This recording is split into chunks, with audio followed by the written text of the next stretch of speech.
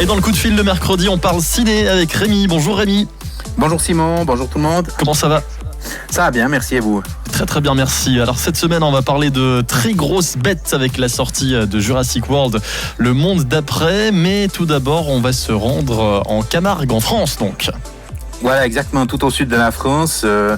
Parce qu'on a droit enfin de pouvoir voir le nouveau film de Tony Gatliff, qui est un cinéaste d'origine gitane, Tom Medina.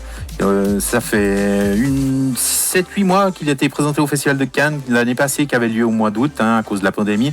Et on a enfin l'occasion de pouvoir l'admirer ici chez nous. Donc Tom Medina, c'est un petit voyou qui est envoyé en Camargue par un juge pour mineurs chez Ulysse, un homme de terre qui s'occupe de chevaux, et il doit lui apprendre le métier de gardien, donc gardien de chevaux.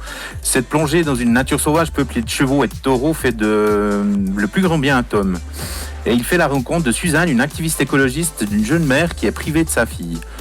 Alors il s'inspire de son enfance, Tony Gatliff, et il signe un film dans sa veine gitane qu'on lui connaît très bien. C'est lui qui, par exemple, vous avez fait découvrir dans un rôle vraiment principal Romain Duris avec son film Gadjo Dilo il y a quelques années. Et son maître mot, c'est la liberté, et cela donne un film fascinant par son ton et rempli de personnages attachants. On partage avec beaucoup de bonheur l'existence de ces gens qui vivent selon leurs propres règles, en ayant comme seul répondant la nature et tout ce qui va avec, à savoir sauvagerie, générosité et mystère. Et à présent, Rémi, on va changer complètement de registre avec le dernier épisode de la saga Jurassic World. Voilà, et en disons-le tout de suite, ce Jurassic World, le monde d'après, réalisé par Colin Trevorrow, ne restera pas dans les annales. La monstrueuse campagne de promotion promettait plus de dinosaures, et c'est le cas. Alors ça c'est clair, on nous ment pas sur la marchandise, mais là trop c'est trop, on frise l'indigestion, il y en a partout, dans l'eau, dans les airs, sur terre, à la campagne, dans les villes, ça court dans tous les sens. Et voilà, c'est un peu pénible, mais ce ne sont pas eux qui sont la menace ultime, c'est pas des grosses bêtes, c'est une espèce d'énorme insecte qui menace d'envahir la Terre de manière radicale et définitive. Et ce sont eux qui font revenir dans la course les scientifiques de Jurassic Park de Steven Spielberg d'il y a 30 ans. Oui, on s'en souvient, sont incarnés par Laura Dern, Sam Neill et Jeff Goldblum. Voilà, ceux-là précisément, et c'est une vraie fausse bonne idée, car aucun n'a évolué en 30 ans. C'est toujours Jeff Goldblum qui a les meilleures répliques dans le sens de l'humour.